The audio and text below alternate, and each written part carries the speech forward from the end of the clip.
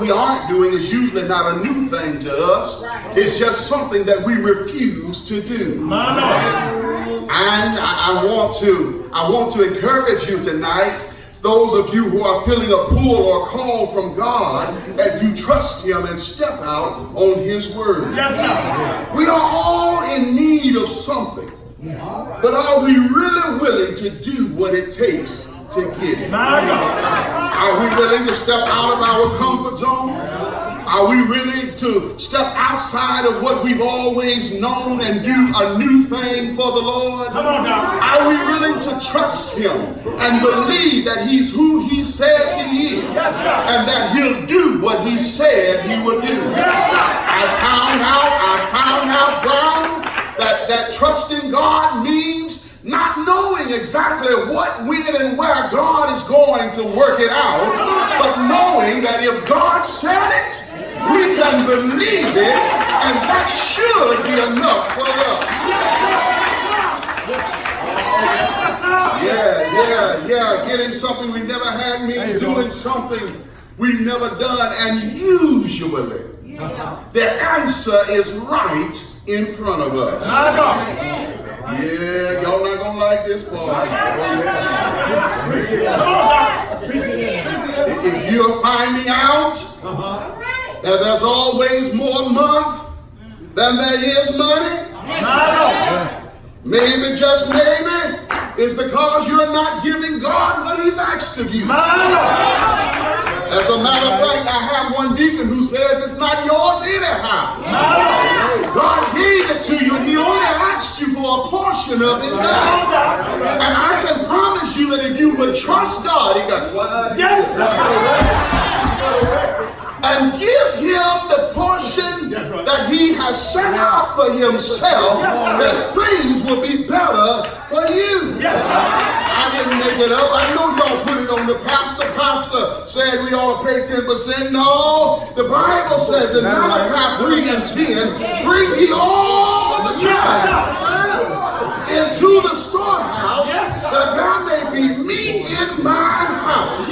And prove me now herewith, said the Lord of hosts, if I will not open you the windows of heaven and pour you out a blessing, there shall not be room enough. Y'all ready? You know what it said? So why don't we trust God enough? Well, maybe your problem isn't a financial one. Maybe your problem is a physical one. Maybe you're like Naaman, who is introduced to us here in this 5th chapter. The Bible says he was a mighty man of valor. Yes, sir. Who had found favor with his king. He was a rich man. He had a good position. He was able to do just about anything he wanted to do. Yes, sir. But he was a leper. Yes, sir. You all know what leprosy was. Leprosy was a contagious disease. Yes, sir. And normally folk who were declared to have leprosy were put on the outside of the city. But because of his favor with the king, he was allowed to stay in the general population. In other words, favor just wasn't fair. You see, sometimes when God sees something in you that other folk just aren't able to see, He'll put a favor over your life that folk just won't understand.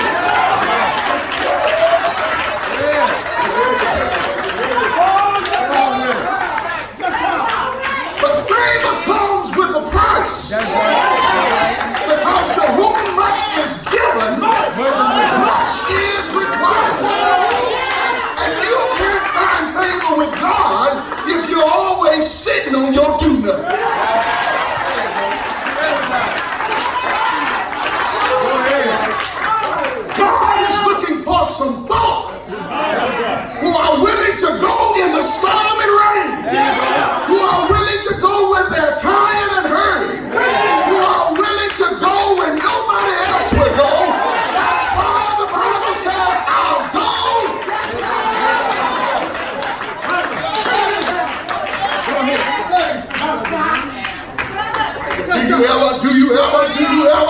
you ever feel like Isaiah? Who can we see? And who will go for us? Here am I, Lord. Send me. Go. Maybe it's not a physical problem. Maybe it's a spiritual problem. Yeah, none of you physically are lepers. But some of us, I'm going to say us so y'all won't stone me to death. Some of us are messed up. We are dressed up. We look pretty good. We driving pretty good. We live pretty good. But on the inside,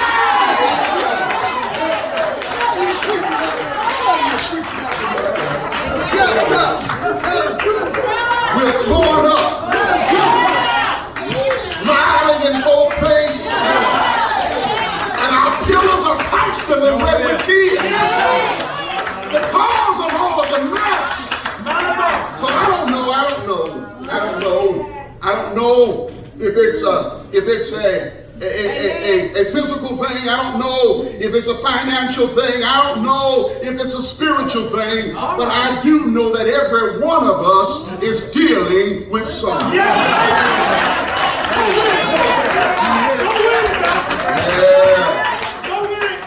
Y'all know ain't but 3 sins in the Baptist church.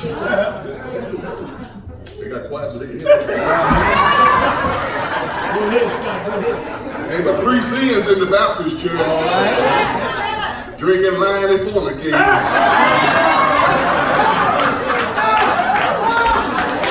And we have a bad habit.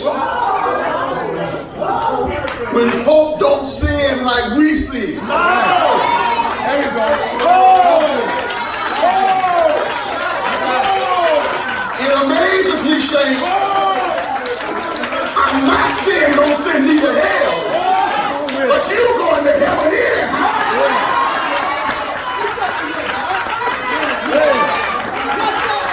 Y'all remember that song they used to sing? Anyhow, Lord. Lord, anyhow. No, baby. Heaven ain't no anyhow place. Heaven is a prepared place for God's prepared people. And just like I've got to give an account for my wrongdoing, you've got to give an account for yours too.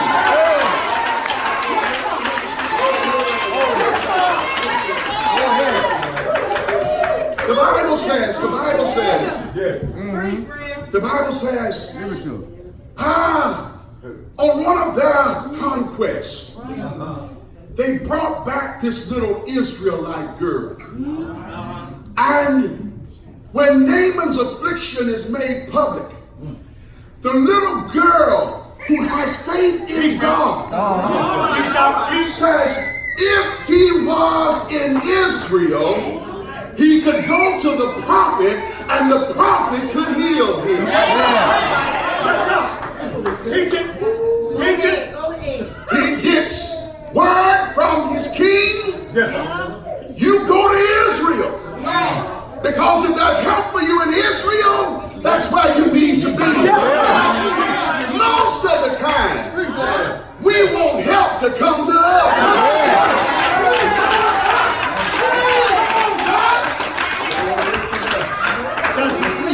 We've got problems. We've got ailments. We've got situations. And on Sunday morning, we at Roll Over Baptist Church.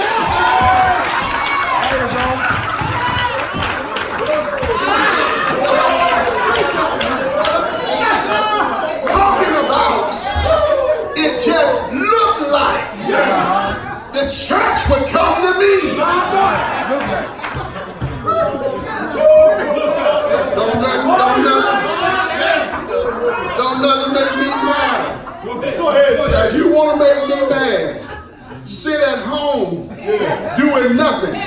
and tell me as pastor what the church ought to be doing.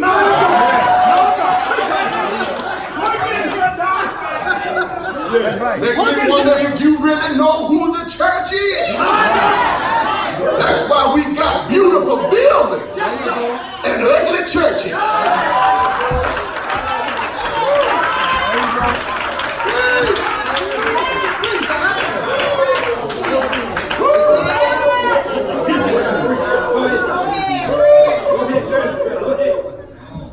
He gathers his money. That's right. He's a leper, so he has sores that are seeping. They're soiling his clothing. He's in a bad fix. But the little girl has told him about the man of God. And we'll say that we believe in God. That's right. But we want to talk to everybody about our problems. But God.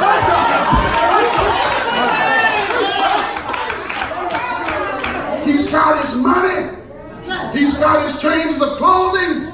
He gets on his horse and he sets out for Israel. The Bible says he gets to Elisha's house. He doesn't even get off his horse. But he sends somebody to tell Elisha, I'm here. Three things I want to show you. Go ahead. I believe that this text is tailored to teach us, and I'm going to leave you alone tonight. First thing I believe this text is tailored to teach us is to be aware of our affliction. My God. We need to realize that we are the ones who need something from God. Yeah, I know. You think if you don't show up, the church gonna shut down.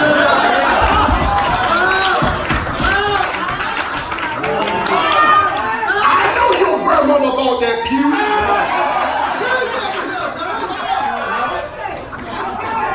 Yes, sir. Come on with it. What?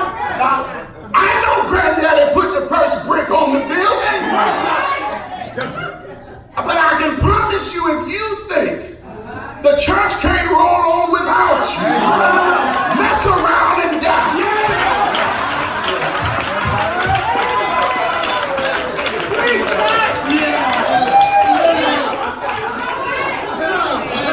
Because if you won't do what God has called on you to do, God will raise up another to do it.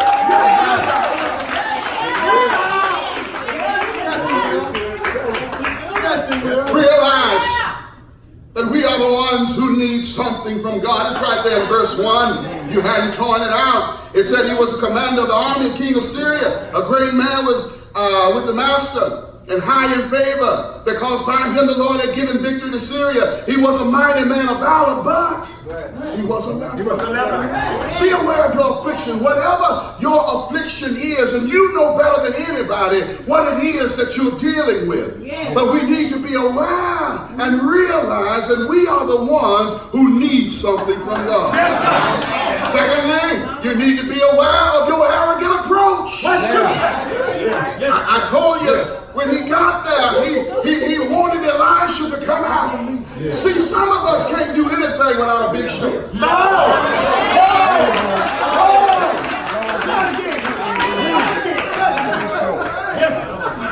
If the church ain't packed, I can't preach my preach. I can't sing my song. If you won't let me fry my chicken.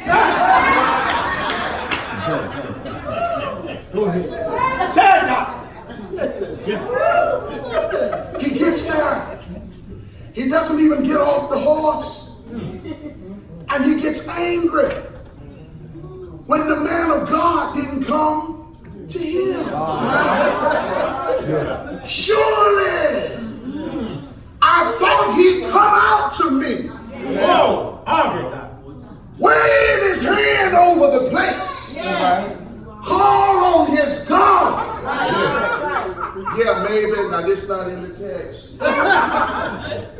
in the text. All right. But I just believe this.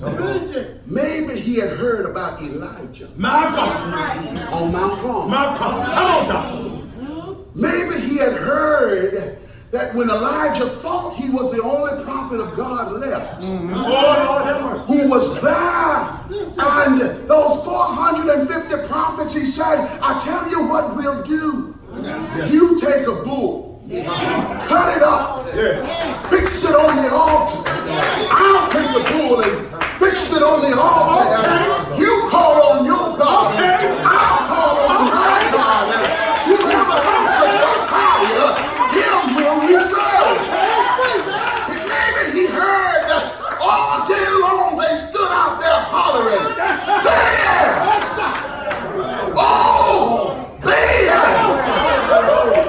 Maybe they heard that Elijah got messy. And so maybe your God is asleep.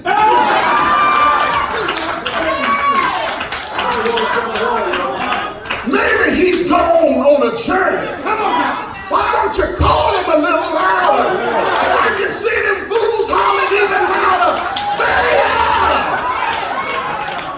Oh, there! I just said that's enough of this mess. Funny thing about it though, they were in a drought. And in my spiritual mind, I can see the favor of God over Elijah. Because the Bible says that he took some water in the midst of his drought. Somebody should have shouted because God has been water for you. In the midst of your drought. Yeah, you've been saying it all your life. He'll be water in dry places. You want to thank God for water. But the Bible says he dug a trench around the altar. Poured water on the offering until it filled up the trench and called on the name of the Lord. Fire rained down from heaven, burned up the bull, burned up the wood, burned up the stones, dried up the water. Who wouldn't serve a God like that? I wouldn't serve a God with eyes that couldn't see, legs that can't walk, arms that can't reach out and bless. I don't want a God I've got to move. I want a God that'll move me.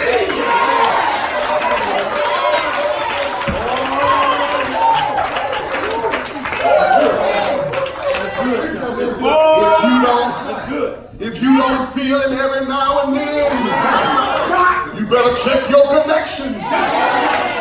Because every now and then, something gets to moving down on the inside. Won't let me hold my peace. Maybe he heard about Elijah. But that was no big show. He said, I thought he'd come out here, wave his hand, call on the name of God. But there was no eclat. There was no pomp and circumstance. There was no glory of surroundings. There were no visions of grandeur. He simply tells him, go and dip yourself 7 times in the Jordan. Can I tell you something about the Jordan? It was a muddy river. Yes. Can I tell you something else? Well, it wasn't right behind Elisha's house. It was about a 25-mile trip. all right. Now, can you imagine the conversation that Naaman was having with himself? On the way. Y'all done rehearsed some arguments in your head. I love my wife. That's my boo. That's my babe. That's my honey boo. But can't nobody make me mad at my wife.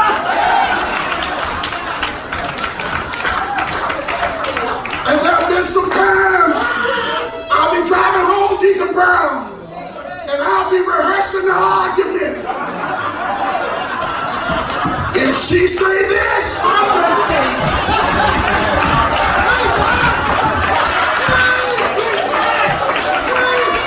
if she say that, I'm gonna say this right here. If she asks me why the grass ain't cut, I'm gonna ask her why the clothes ain't washed.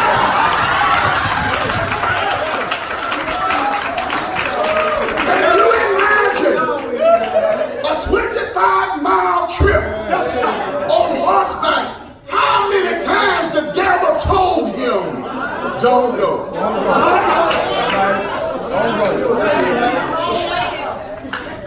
Demon thought he was somebody. And the problem is some of y'all do too.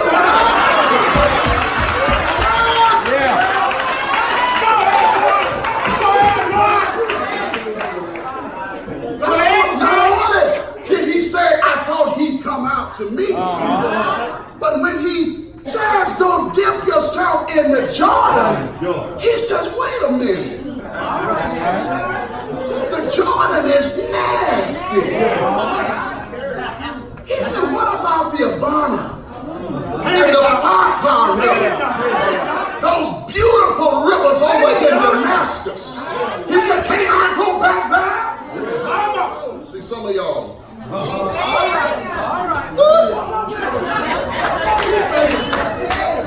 If you can't have it your way, you don't want it at all. Can I tell you something, baby? This ain't Burger King. You can't have it your way. God is not concerned about what you want, because half the battle is being obedient to the word of God. It's not meant for you to understand. One of his servants says, if he told you to do something big, you would have did. He says, so all he told you was, go dip yourself in the Jordan. Bible says he goes on down there, dips himself, and his skin was like that of a little child. Brings me to my third and my last point. Be aware that God will always work it out.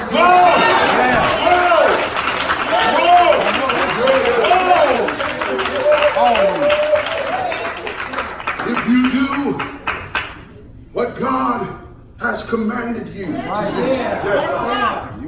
do, if you follow his instructions to the letter, then God has a way of working things out. Because God will always keep his promises. As a matter of fact, the Bible says that after Naaman had dipped himself 7 times. He saw, that his feet looked new. And he saw